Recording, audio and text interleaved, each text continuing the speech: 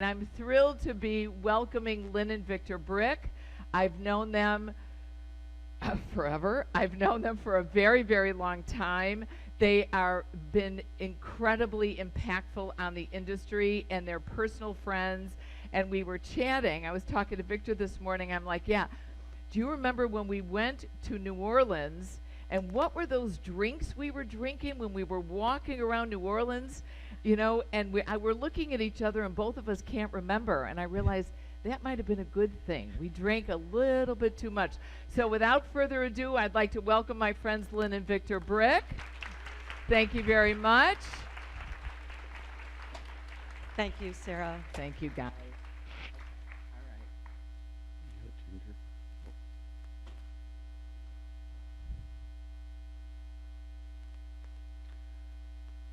Good morning, everyone. Okay, now that was the response I expected. I'm from Hawaii, all right? In Hawaii, what do you say when you greet somebody? Aloha. Do you know what aloha means? Aloha means breath of life. Breath of life. It means hello. It means goodbye. It means I see you. It means I love you. It means God go with you. You can say it several ways. You can say aloha. You can say be cool and say aloha. You can kind of be sexy and say aloha.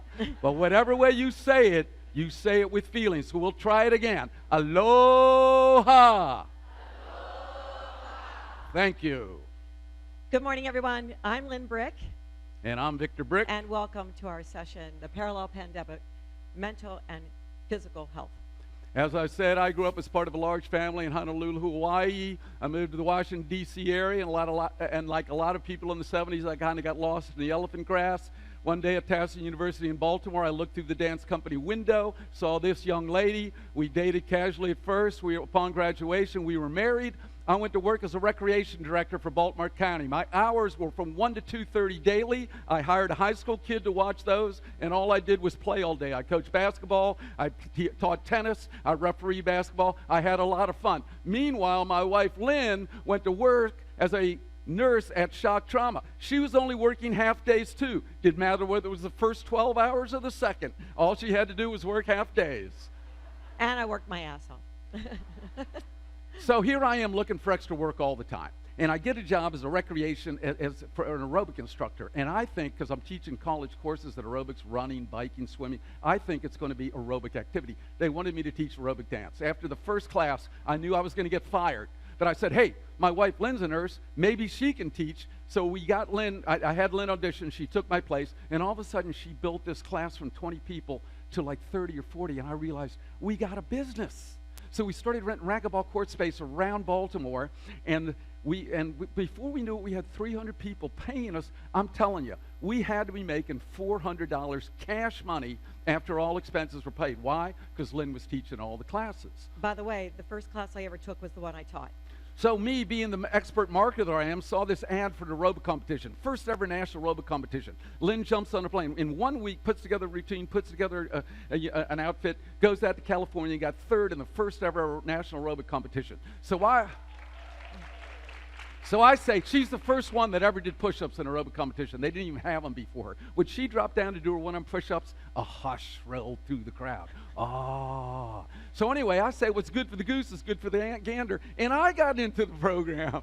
And we started doing aerobic competitions, and we did pretty good too. Now, I'm telling you, that's a hard move. I defy anybody here to drop down right now and try that. That is a tough move. So anyway, from that, we started getting a lot of recognition, and we opened our first health club, the large modern Padonia Fitness Center in North Baltimore County. In 1985. We did everything. We taught aerobics. We were fitness instructors. We cleaned the toilets. Heck, we even tried to do the roof. I'll tell you that story, but you got to buy me a beer. $40,000 later, I got a nice story. After a lot of hard work, a lot of help from our great staff, and some luck, we ended up turning things around, and in 1990, Lynne was the aerobic instructor of the year for IDEA. I was the business person of the year, and from that, we expanded Brick Bodies in Baltimore to 7 clubs. We thought we were doing pretty good. This is one of our larger clubs. We have aerobics. This is a body flow, of course. We've got a very intelligent, highly skilled, trained staff. We do yoga. We have brick boxing. We do massage. We have a weight loss program. Everybody has physical assessments. All of our Members go through physical assessments. In 2007, but we were always looking to scale, and I mean nationally to scale. So in 2007, we heard of this concept called Planet Fitness, and a bunch of us, the bankers said, we had to put together this group and, get some money, and they said, what do you want to call yourselves? I wanted to call us Villains, Thieves, and Scoundrels Union. The banker said, you're never going to get any money with that. So we started Planet Fitness Growth Partners, 6 partners, all of which were former paper boys. So we just say we're nothing but a bunch of paper boys from Baltimore. We opened our first club in 2008. Now we have 73 clubs across the United States. We have clubs in Washington, San Francisco, Maryland, D.C., Tennessee, and Florida. We also have 10 clubs in Australia. We'll probably have 100, 150 by the time we're through. We have 5 clubs in Sydney. We have 5 clubs in Brisbane, Brizzy they call it. And in 2013, we're the inaugural Planet Fitness Franchisees of the Year. Now, everybody knows, most people know Lynne's background. Of course, they know that she's fit, but I want to assure you that I work out regularly as well. So I got to tell you this. I showed this, and afterwards, the guy comes up to me and he goes, how much did you weigh back then? But all joking aside, today we're going to have a pretty serious topic in many regards, and we're going to talk about mental health and mental well-being. Why mental health? For my brother John. My brother John was the oldest of 4 boys and a girl, by far the most talented, and he was plagued by this thing called mental health, mental illness. It followed him around wherever he went and whatever he did. It was like this cloud hanging over his head, and somehow he couldn't escape it. And he would spend a lot of time in and out of hospitals, and ultimately he succumbed to complications of the disease. John did not die of schizophrenia. John died of the medication of schizophrenia. And so at his funeral, we were just at a funeral of Lynne's uncle just 2 days ago. 2 days ago. And it was a celebration, and it was happy, and family was gathered, and it was just a great time. John's funeral was the saddest event that I've ever attended. Nobody was there but the immediate family. And it was as if this great person, this loving, kind, talented individual, it's as if his life didn't matter. And Lynne and I said to ourselves, that is not the way my brother is going to go out. And we started the John W. Brick Mental Health Foundation, and our mission is to change the way the world treats mental health. Why? Because historically, there are 3 ways people treat mental health: psychoanalysis, medication, institutionalization, the big 3. Anybody here have anybody that's suffering from mental health issues? Are they treating anybody any different than that? To this day, psychoanalysis, medication, institutionalization. We know there's a better way. And the mission of the John W. Brick Mental Health Foundation is to help change the way the world treats mental health. And you are the tip of the spear. The fitness industry is the tip of the spear. You have to help us, and we have to help you to make this world better. And that's what we're talking about. So, 2 most important things for sound mental health. And forgive me for repeating things that you may know, and we're going to brush through this rather quickly. The first is connectivity. The second is coping skills. Connectivity is friends and relationships. Coping skills are knowing what to do. What did the pandemic do? By isolating us all, it cut us off from connectivity. By preventing people from coming to fitness centers, it cut them off from the people that knew coping skills. The 2 things most responsible for poor mental health: loneliness and lack of access to people with coping skills, and that would be us. And who here, at some point in their life, has not felt lonely and know how desperate you can feel?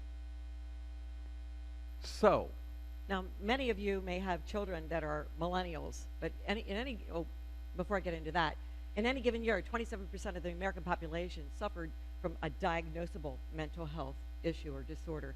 And post-pandemic, now that percent has doubled. Is that we call the parallel pandemic the longest tail of the actual pandemic. So Some of you may be parents of millennials or have other family members that are millennials. 3 in 10 millennials say they are often feeling lonely. Often feeling lonely. 30%. Now, 30% of millennials say they have no best friend. So, anybody in here have no best friend? Does anyone? 30% of millennials. 27% of millennials say they have no close friends. And 22% say they have no friends at all. No friends at all. So the problem with mental health, or one of the things that causes mental health issues, is what fills the gap between the known and the unknown. We know there's a pandemic. We don't know how it's going to affect us. We don't know what it's going to do in our life. You know what fills the gap? We know we're sick. We just got diagnosed with cancer. We don't know what the prognosis is and how they're going to treat us. What fills the gap between the known and the unknown? Fear. If you let it. Fear, if you let it. And you know what prevents fear from creeping in? Coping skills. That's what we're going to spend the majority of time today talking about, coping skills. Coping skills will fill that gap. And if you don't know how to cope, fear will fill that gap. What is mental illness? Historically, mental illness has been a continuum. High mental illness on one end, low mental illness on the other, and it was thought you went up and down this continuum based on your life events. Pandemics, everybody's moving down towards more mental illness. We're out of pandemic. We're starting to live life again. Everybody's moving back towards healthy. And most institutions still believe in this. Correct. Continuum. We sit on the board of psychiatry of Johns Hopkins Hospital, Psychiatry Hospital. School. Johns Hopkins Psychiatry Board of Psychiatry and Behavioral Sciences. Top-rated psychiatric hospital in the world. We asked them if they knew about the dual continuum. The head of the department said, please send it to me. Because this is the new paradigm. The new paradigm is a dual continuum. Starts with the old continuum, but it also has a new continuum, the horizontal and the vertical. There's a new vertical continuum. In the new vertical continuum, you go from flourishing at the top to languishing at the bottom. The horizontal continuum is pathogenic. It's illness related. My brother was on this continuum. He would always be on that continuum. He had a diagnosable mental health issue. The vertical continuum is salutogenic in nature, which means it's wellness-based, which means it's influenced by life events. I'm assuming, and I hope I'm right, that most of you do not have a pathogenic condition. But under the certain conditions, you can be languishing without a pathogenic mental state. As a matter of fact, if you can have high mental illness and be flourishing, if you have a job, a loved one, support, exercise, eat well, no coping skills, you can be languishing with no mental illness. When you lost your job, your wife left you, you smoke, you drink, you're dependent on alcohol or some other negative habit. Substance, yep. So this vertical is where we live. This is our lane. This is our lane. This is our lane. You guys and we have to own it. You guys aren't going to be dealing with, on a detailed basis, schizophrenia and suicidal. You mostly depression, anxiety, lifestyle related, which guess what? Leads into those things. You're the tip of the spear. You're upstream. Now, take what we're saying, and don't we always talk about fitness with that? Weight loss and this and that helps with all the medical conditions. Guess what? Mental health is a medical condition. They're just right here, pathogenic. And we're the tip of the spear. Does the government think of us that way? Did they say we could stay open along with their physical therapists and emergency rooms? We're the last thing they should have closed because they don't understand this model here. So getting back, mental wellness is salutogenic. I mean, the vertical axis is salutogenic. It is lifestyle. The horizontal axis is pathogenic, and it is mental illness. So what we're talking about here, and this is where we can run into trouble if we don't use the proper language and if the medical profession doesn't understand where we're coming from. We're talking about integrative medicine. We are not talking about alternative. Integrative medicine, by definition, means what? Working together. My brother had a serious mental condition. There were times he needed his medication. Never once in 50 years of treatment was he ever put on an exercise, nutrition, meditation, anything. Medication, medication, medication. Hospital, hospital, hospital. Institutionalized, institutionalized. We want to work together. What does alternative mean? And some people use that term alternative. It means in place of. You start talking to the medical profession and start using the term alternative medicine, they're going to wall you off because they're going to think another one of these quacks that thinks you get healthy just meditating. It's integrative. We want to be considered an essential part of the healthcare delivery system. An essential part, not the only part, not an alternative, an essential part of the healthcare delivery system. That means every one of you are essential. We want to look at this paradigm, the yin and the yang, of self-care and healthcare. Healthcare is the medical part, and there's always some self-care in healthcare, and healthcare is what they can do, what we can help them do, how they live their life, how they control their activities, and there's always some medical, like in my brother's case, he'd be taking medication, but he would be on a total self-care program. And basically self-care, in other words, is just like airline attendants will always ask you to put your oxygen mask on first before you help other people. That's our job, to help other people put their oxygen mask on first. We may be talking to some of you personally as well as what you can do for others. I know that we're talking to ourselves when we read this, and you'll get the rest of the story later in the presentation. But the bottom line is, do not relinquish control of your health and well-being. My mother, and I love her dearly, would not do anything the doctor would say. I'd say, Mom, why don't we do it? And she'd say, because Dr. So-and-so said. Any of you guys have parents like that? They just, I could go on and on and on. So, some of the psychological benefits of movement and exercise, and this is the thing, guys, it's now based in science, and I'm not going to spend a lot of time on this because I'm assuming you know it, but there's no longer just theory that exercise is good for you. We know it's medicine. We know that it releases oxytocin. We know there's happy drugs. And you should know these if you don't. By memory, oxytocin, serotonin, melatonin, endorphins is the general category, but dopamine, those big four. Oxytocin, serotonin, melatonin, dopamine, all released by exercise. That's science. This is not theory. We also know, and this is a little bit more detailed, chronic inflammation causes what? Chronic pain. Chronic pain causes what? Depression. What is the single most common characteristic or trait that leads into serious mental health issues? And the word depression. So you control chronic inflammation, you control chronic pain, and guess what is an indication of chronic inflammation? CRP. Do you guys all know CRP? C-reactive protein. You got to control your C-reactive protein. How can you do it? Exercise, get rid of inflammants, red meat, sugar, wine, well, reduce wine and sugar, the dark chocolate thing. These Who chocolate bars, have you guys tried them? They're unbelievable, and they're low sugar. It's really HU. HU. It's really great. Yes, we have stock, but don't just get it. So, and it all starts with movement. It all starts with movement, and that's where we stay in our lane. Okay, so this is interesting.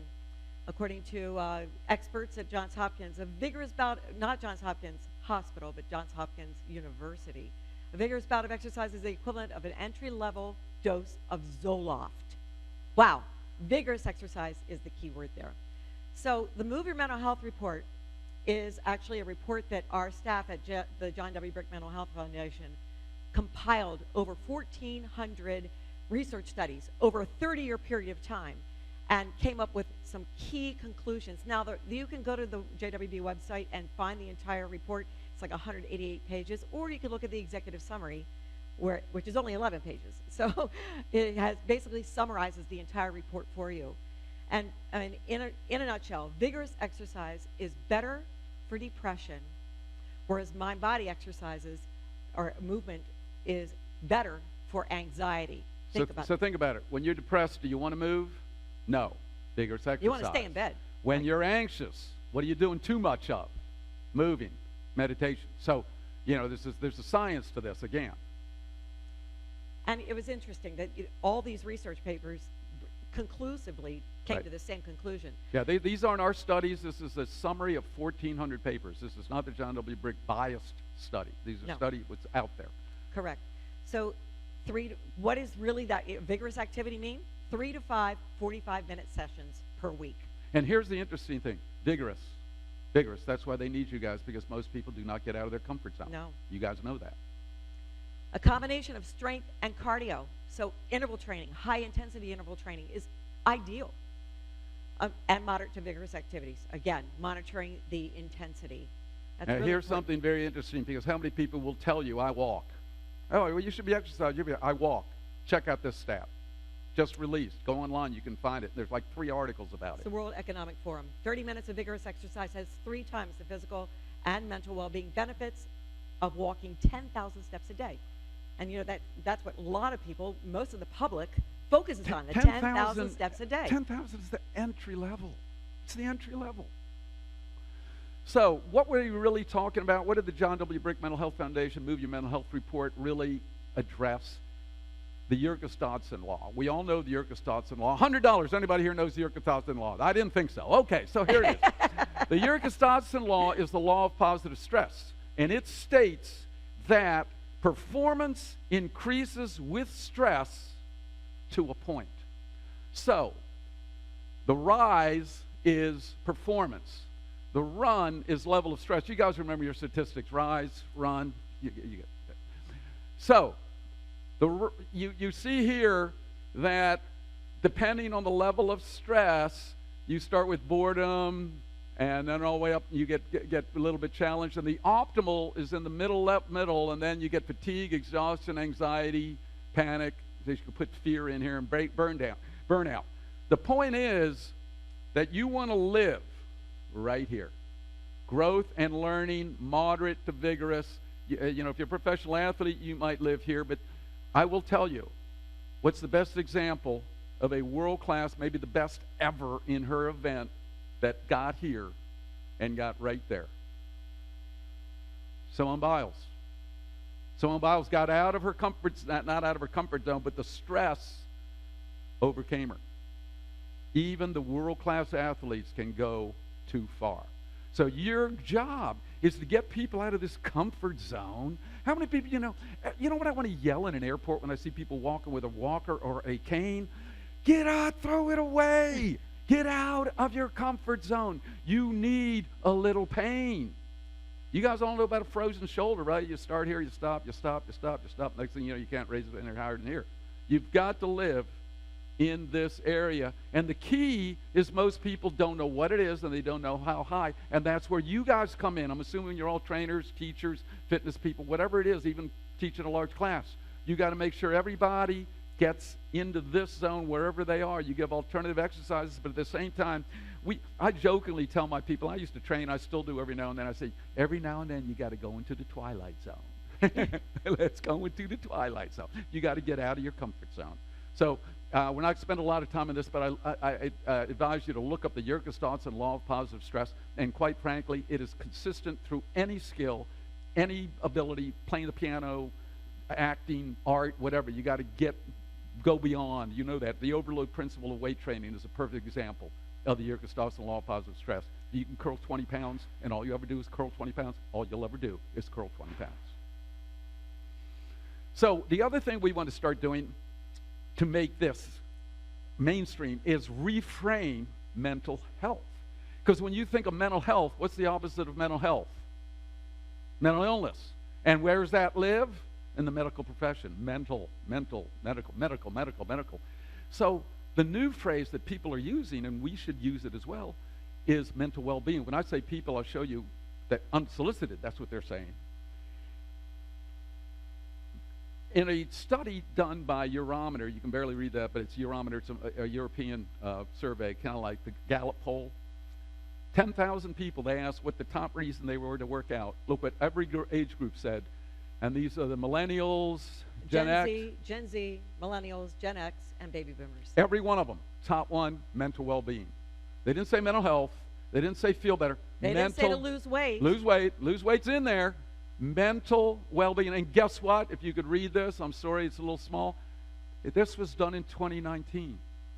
Where do you think those percentages? 66%. Every one of the categories, at least 66, 2/3. Where do you think it is now after COVID? Much higher. Mental well-being. Give people what they want.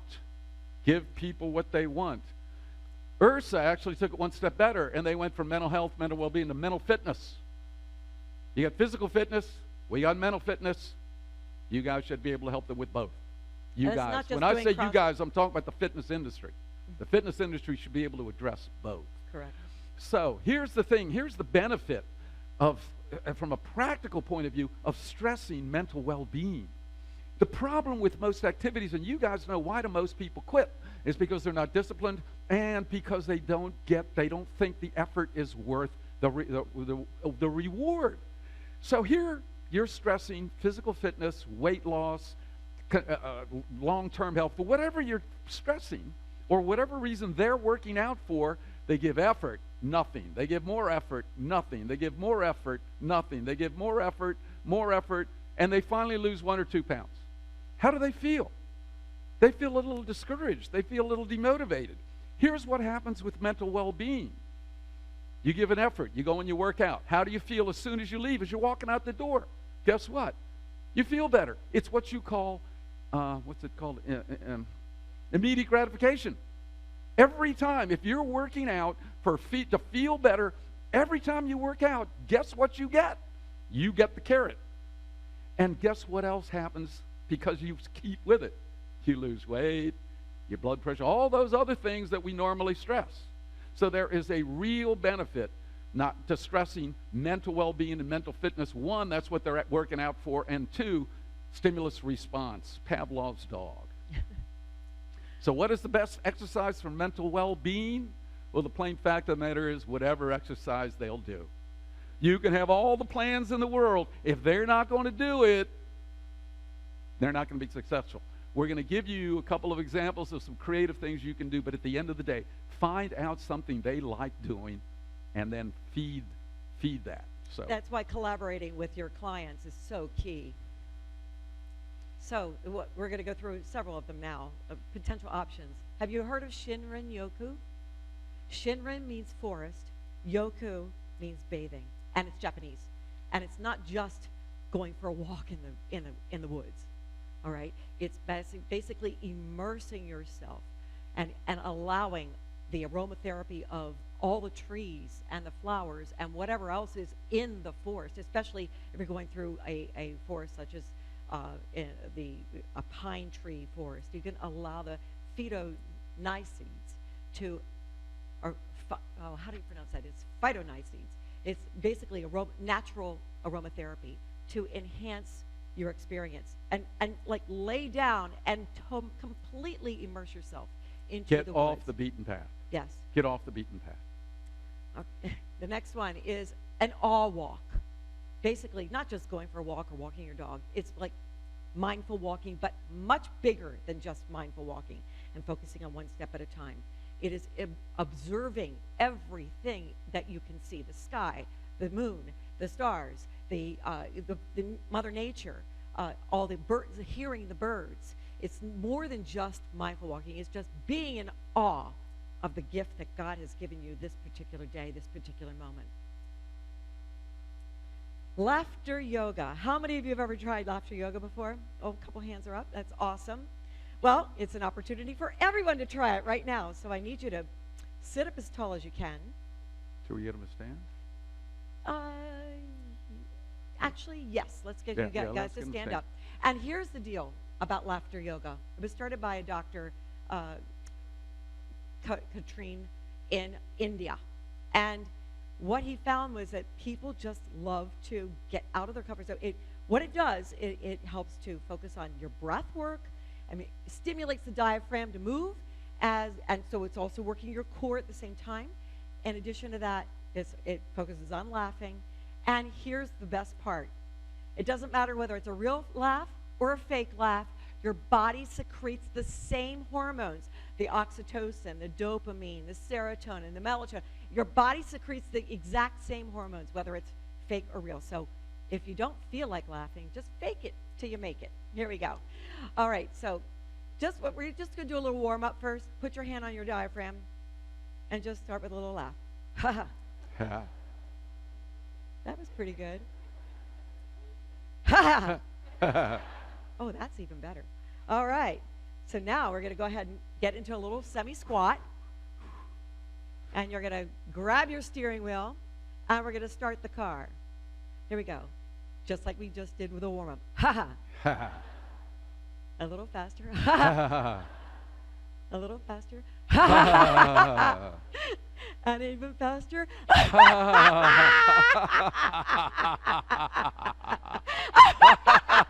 You're making it right hand turn. And now you're making it left hand turn. And you're going up the hill. And down the hill. And now you just keep going along.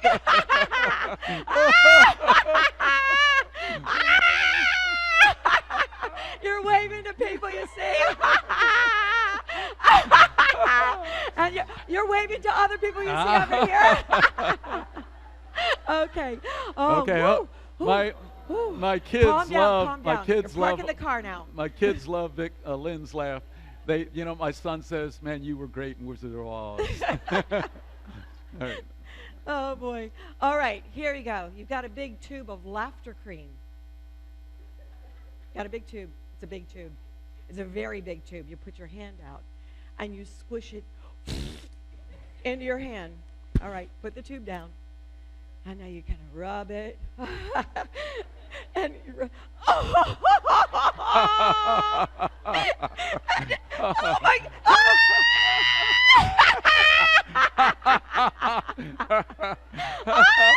The other side. My favorite.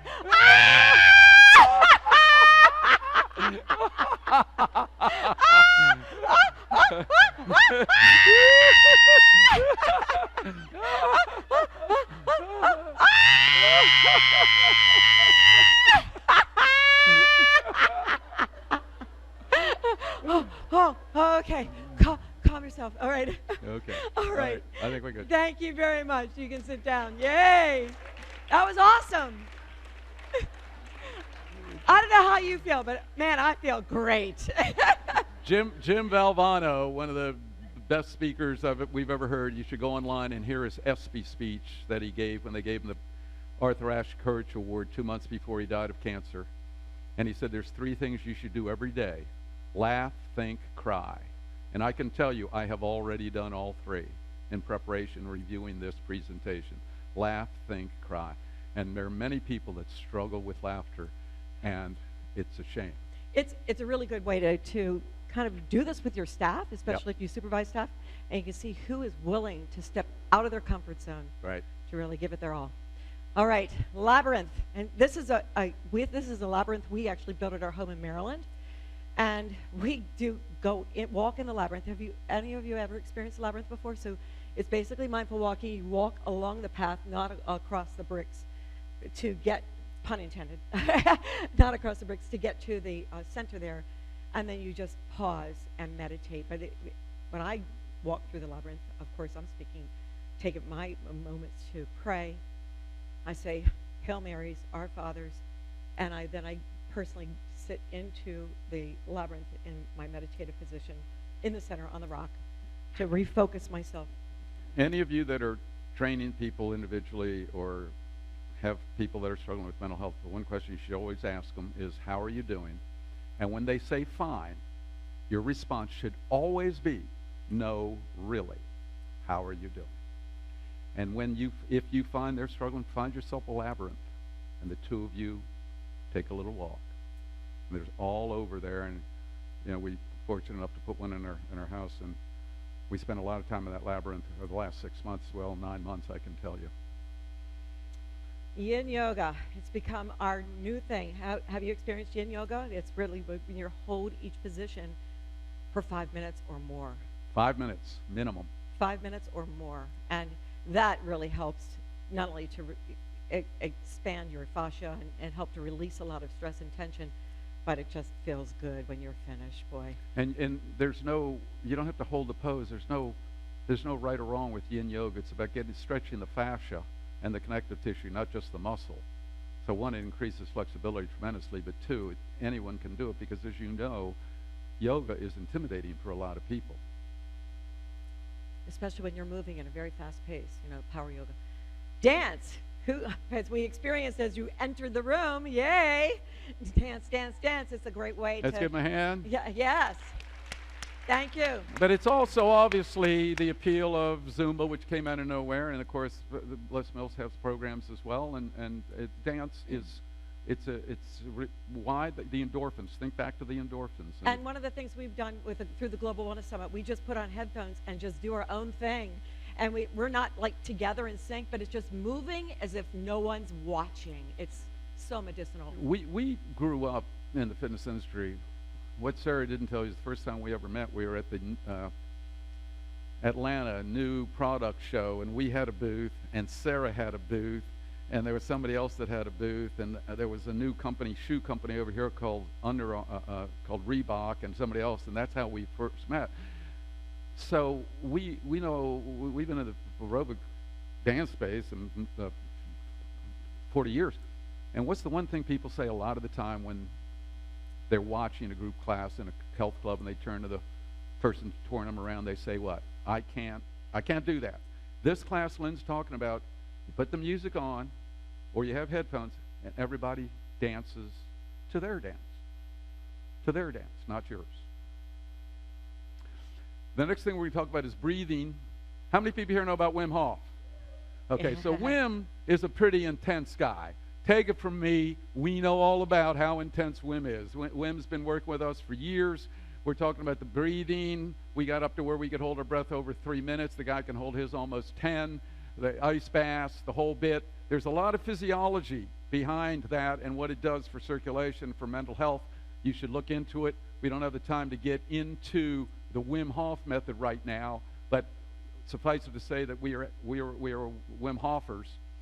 But what we will talk about is... I wanted to just say, again, it's an example of positive stress.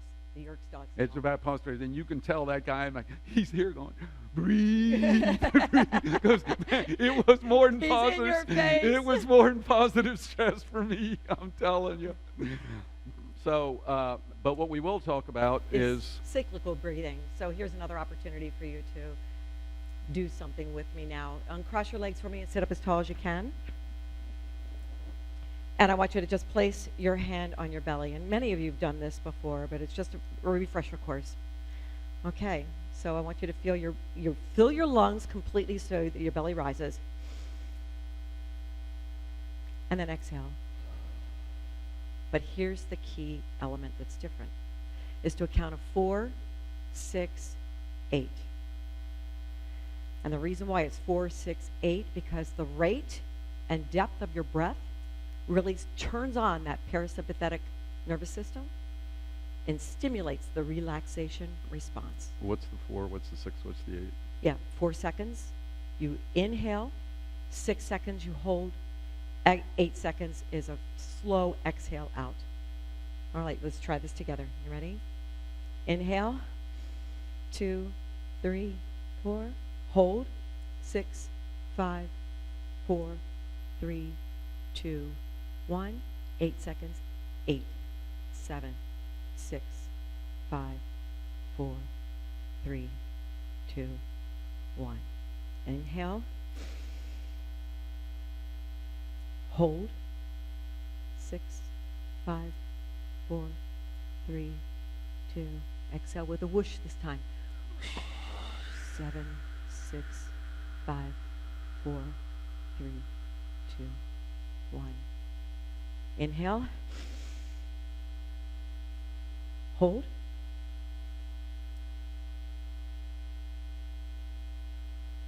Exhale.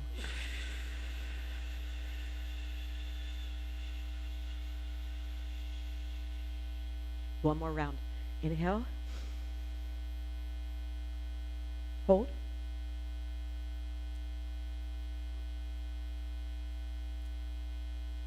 Exhale.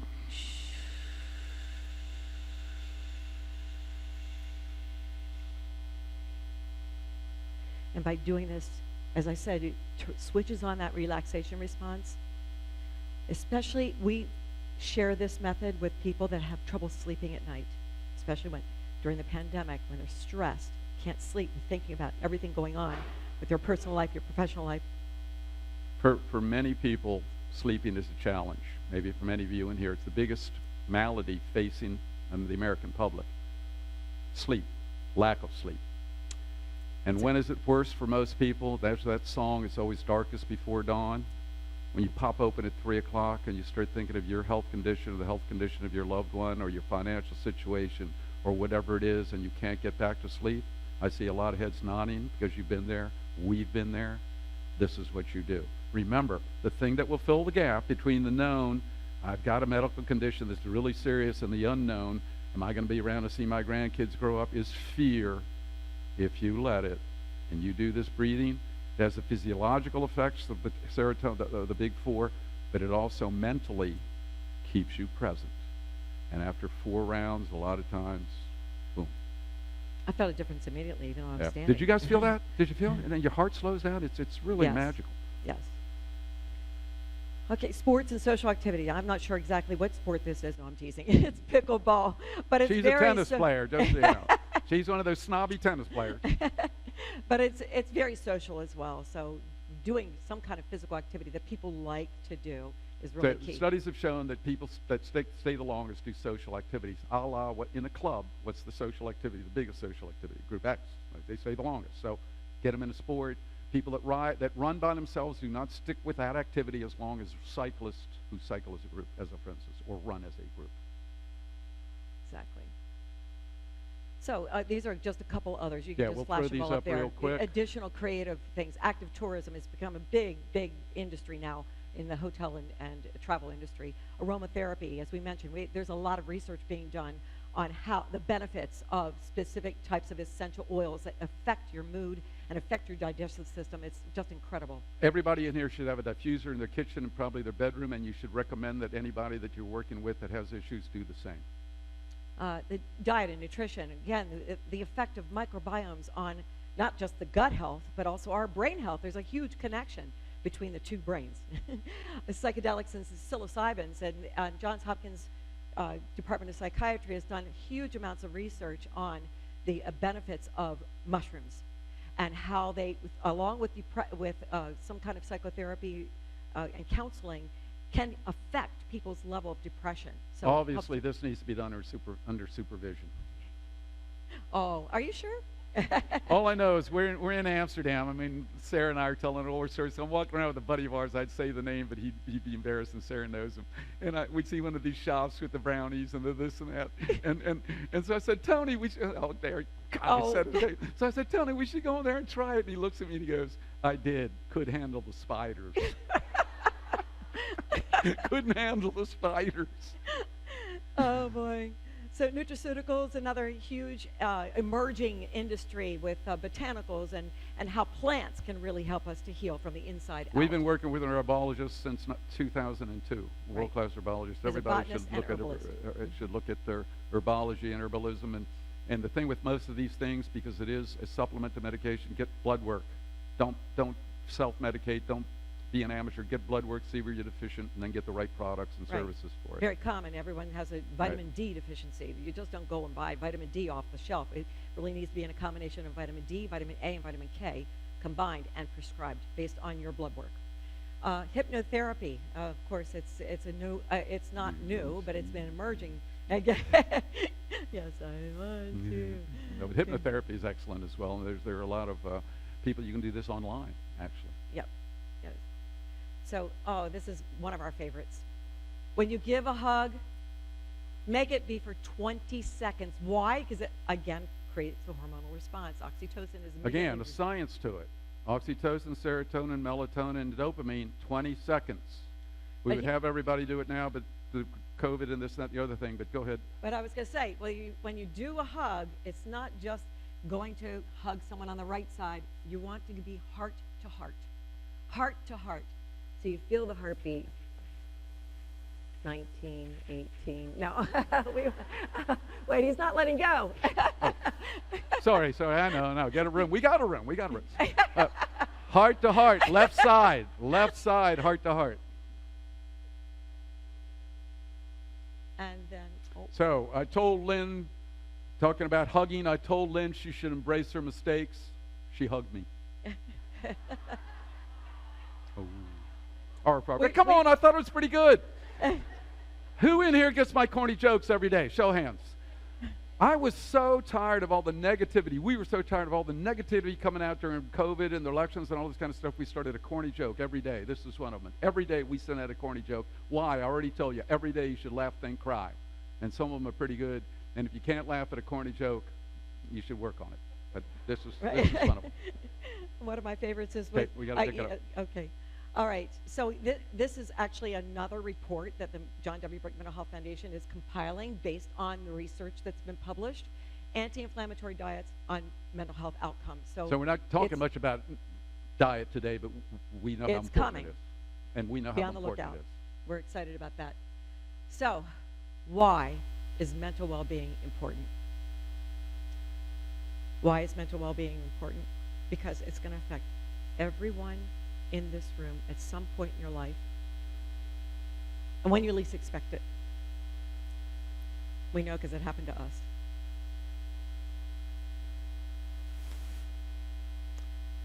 This is our daughter and her husband and her baby, our granddaughter. We went from flourishing to languishing in a blink of an eye. In the blink of an eye. Our daughter complained about a year ago of bloating, maybe for about 2 weeks. And she said, I just can't seem to lose weight. I normally can, it just melts right off of me. And then when she said one morning to me, I have so much pain, I could hardly sleep last night. I said, you're going to the doctor today. CAT scan, and before you know it, she's referred to an OBGYN surgical oncologist, and for what was considered a borderline tumor. August 18th, 2021, our daughter had surgery to remove the tumor. It wasn't borderline. A week later, we got the PATH report was downloaded into her digital chart, even before her doctor had a chance to see it, read it. And that's when we dropped from flourishing to languishing in a moment's notice. Blink of an eye. She has a rapid stage of ovarian cancer. And 2 weeks after her surgery, she's on chemotherapy. The first of 6 rounds of chemotherapy. It knocked her off her feet. It knocked us off our feet. But what happened then? You know, what fills the gap between the known and the unknown is that fear. We were all scared to death. And we compiled a team of incredible experts, the herbologists and botanists that we've known for many, many years. Donnie Yance, who's based out of Oregon. Her surgical oncologist, who's based out of Portland, Oregon, where they live.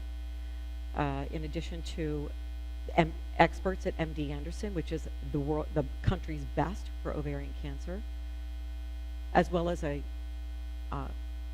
holistic, integrative oncology doctor from Nashville who prescribes mistletoe therapy. Mistletoe therapy is basically injections in your belly, like a diabetic would provide injections into their belly. And mistletoe, we think about it at Christmas time, right? Well, mistletoe is Mother Nature's natural chemotherapy. It's approved in Europe and used all over Europe, not approved through the FDA. So you have to kind of circumvent the system to make sure you get it. Now, how did we get to the point where we are today? She survived the 6 rounds of chemo. We'll go back to that. One of the things we did was we got a penguin. We found, what's one of the biggest things that affects women, especially with cancer? They lose what? Their hair. She was determined not to be a victim. This girl, her mother's daughter, for sure, was determined not to be a victim. So we found this concept called penguin cold cap. You see that thing she's wearing on her head? You freeze that. And anybody in here ever heard of penguin cold cap or cold therapy? Very few, right? Very few. You have to be below 30 degrees, It's negative 30 negative to 30 35 degrees, so you freeze the head Fahrenheit. so that the chemo doesn't get in the head and kill all the hair cells. So every chemo, she would wear that Coleman cold cap, and we would be changing Lynn or Yeah. the attendant. The other thing people don't know about chemo is you get neuropathy in your fingers and your toes. Now, the hair will grow back. The neuropathy doesn't. So what you see is our daughter in chemo With ice wearing mitts. mitts and socks, socks. 30 and a headdress 30 below zero for 4 hours every time. And she would text us. It was "I'm longer than that. freezing." Sorry, I have to correct you. It was 6 hours for the treatment, and then an additional 4 to 5 hours once we got home. And this poor girl would text us, "I'm freezing." Yeah. And what She hates can to you be say? cold, Yep. So but go she ahead. did everything Go she ahead, could Dave. to preserve her hair. So, yeah, thank you for including that. How do we do it? Because, we got this, acquired this incredible team of experts, but through the love and support and all the things we've talked about today. Coping skills, and connectivity. All those alternative, fun, creative things that we showed pictures of, movement, from a movement perspective, that's how we've been able to get to the point where we are. And Every time before she would go to chemo, she would make up this little sign. Yep. And it would be different every time. This is the 4th chemo session, stronger with every struggle, and we take a picture and then off she'd go. This was, in November. This is our son, John. That's us, our granddaughter, Jordan, and Vicky. And I don't know if you can tell, but she had lost her eyebrows and all of her facial. Because you but her can't hair- freeze the eyebrows. You freeze in the hip, not the eyebrows. Right. So that gives you an example. So her hair looked pretty good. It looked very good. And then the good news, this is us just last week, the day after Mother's Day. And look how great she looks. So we are back to flourishing. And I'm not joking. We are back to flourishing, and that's how life is, isn't it, guys? Isn't it? That's how life is. Absolutely. So I wanted to say that they were on their way back to Portland. Our son is now, he's in the mode where he can work from wherever. So he's traveling all over the country, 6 cities in 6 months, and now he's in D.C. So he was close to our home in Maryland. But we drank a little mimosa to celebrate moments every day, and there's a story behind that. Want to share that story? So real quick, Lynn's mentioned, every morning we drink a mimosa. And you know why? Because my parents moved from D.C. area to Florida 30 years ago. My dad bought my mother a 1-week cruise that he could use anytime he wanted to. And I said, "Dad, when are you going to use the cruise?" And he goes, "Victor, when I have the time." And when my dad passed almost 10 years ago and we were cleaning out his desk drawer, guess what we found in the middle desk drawer? The certificate. He never used it. He never took the time. When do you drink mimosas? When you're on what? On vacation, on a cruise. Every day is vacation. We drink a small mimosa every day because we celebrate every day, especially since this. So, in conclusion, if you would like to help us in our efforts to further the advancements of salutogenic processes in the treatment of mental health, if you would like to help us change the way the world treats mental health, please go to our website, johnbrickfoundation.org. You'll find a lot of the information we discussed there as well. If you would like to contribute, because we are a foundation and we are A 501c3. 501c3, the Brick family is determined to cover all corporate overhead, all administrative expenses. Every dollar, Every penny. every penny raised goes to research. We will not take any money for anything other than research. So you can click on that. And we just want to close